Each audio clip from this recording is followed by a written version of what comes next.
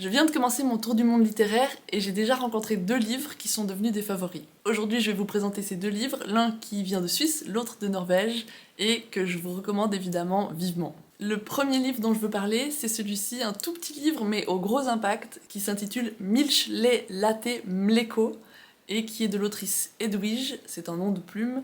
Il est publié aux éditions Paulette Éditrice, et ce livre a reçu le prix suisse de littérature 2024. Pour vous parler de ce livre, j'aimerais commencer par dire quelques mots sur le titre, donc Milch, lait, latte, mleko, qui fait référence aux briques de lait en Suisse, sur lesquelles sont indiqués le mot lait, mais dans les 3 langues nationales, donc l'allemand, le français et l'italien. Et à ces 3 langues, l'autrice a ajouté mleko, la langue serbe, qui est la langue d'origine de la narratrice de ce petit ouvrage. Et cette narratrice, c'est un enfant, en fait, c'est une petite fille, qui vient de Serbie avec sa maman et qui emménage en Suisse. On comprend assez rapidement que la venue de cette petite fille et de sa maman en Suisse est due à la guerre, et cette jeune enfant cherche à comprendre le monde dans lequel elle est arrivée, cette Suisse qui lui paraît un peu étrange, avec ses habitudes et ses langues diverses. Et elle est aussi à la recherche d'une réponse à la question « Mais où est papa? Pourquoi n'est-il pas avec nous ?» Dans ce livre, on suit vraiment les pensées de la petite fille, avec aussi sa manière de parler un peu enfantine, curieuse, parfois sarcastique ou humoristique. C'est un livre qui nous plonge très rapidement et de manière très touchante dans des thématiques importantes comme l'exil, la guerre, les relations familiales. Donc si vous cherchez un court livre qui va vous plonger très rapidement dans une histoire touchante avec une narratrice vraiment attachante, je vous recommande Milch, lait, latte, mleko de Edwige. Le deuxième livre que je veux vous recommander, et qui a été un de mes coups de cœur donc en ce début d'année, c'est un ouvrage traduit du norvégien qui s'intitule Héritage et milieu. Il a été écrit par Vigdis Hjors, je suppose que j'écorche son nom, je suis navrée. Il a été traduit par Hélène Hervieux et il est publié chez Actes Sud. Ce roman est beaucoup plus long que le précédent, il fait 400 pages. On retrouve un élément pourtant similaire, c'est le fait qu'on suit une narratrice et qu'on a accès uniquement à sa perception des choses et à sa perception des émotions et des comportements des personnes autour d'elle. Ça va être vraiment important dans le contexte de l'histoire de ce roman, puisqu'il s'agit d'une histoire d'héritage et de secret familial. Au tout départ, on découvre avec la narratrice que ses parents ont formulé un testament et que ce testament est injuste, dans le sens qu'il ne répartit pas également les richesses et les biens des parents entre leurs 4 enfants. Au départ, la narratrice n'a pas l'intention de se battre pour obtenir sa part, et on comprend assez rapidement que c'est parce qu'elle a coupé les ponts avec ses parents depuis plusieurs années. Ce qu'on ne sait pas, c'est pourquoi elle a coupé les ponts, et en fait c'est tout le propos de ce livre, qui va nous faire plonger dans une histoire familiale assez sombre, et qui va mettre en évidence des relations familiales toxiques, d'une manière à la fois subtile et profonde, qui tient, je pense, au fait qu'on suit toujours les pensées de la narratrice. En plus du sujet et des thématiques abordées, comme donc le secret familial, le tabou, les relations humaines et les émotions, j'ai trouvé que ce livre était particulièrement percutant grâce à son écriture, c'est-à-dire plutôt à la manière dont il a été écrit.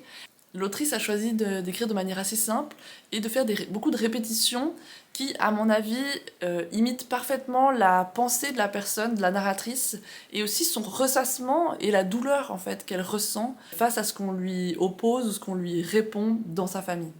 J'aimerais vous lire un petit extrait simplement pour exemplifier ce que je veux dire par là. Donc je suis à la page 56. Je l'avais aimée autrefois. J'avais été incroyablement proche et dépendante d'elle. Elle avait été la seule à exister à mes yeux, ma maman. Mais ce sentiment appartenait au passé et ne pouvait pas être convoqué, car tout ce qui s'était passé depuis avait eu un effet rétroactif. Je n'éprouvais envers elle ni amour ni manque, et cette absence d'amour et de manque envers elle était considérée par la famille, je le savais, comme un défaut de ma part, quelque chose sur quoi je devais rendre des comptes et me justifier. Je m'en expliquai et me défendis quand Astrid écrivait des messages sur le ton de la légèreté. Je voulais juste que tu saches que... Il m'était arrivé d'être furieuse de recevoir ce genre de messages, parce qu'Astrid s'adressait à moi comme si c'était une question de volonté, comme si je n'avais qu'à décider d'apparaître, d'être gentille, de faire la conversation. Mais les mails de colère, Astrid les effaçait sans même les lire, m'écrivait-elle, quand le jour suivant je la priais de m'excuser, car le jour suivant je regrettais ces mails furibonds et avais honte. Astrid effaçait mes mails de colère sans les lire, écrivait-elle. Ce en quoi elle avait raison, c'était compréhensible. Mais cela ne m'empêchait pas de me sentir rejetée, déçue, qu'Astrid ne tienne pas compte des raisons exprimées dans ses mails, ne les commentât jamais, pas plus que les motifs que j'exposais, ne sembla pas réfléchir aux causes profondes de mon immense colère.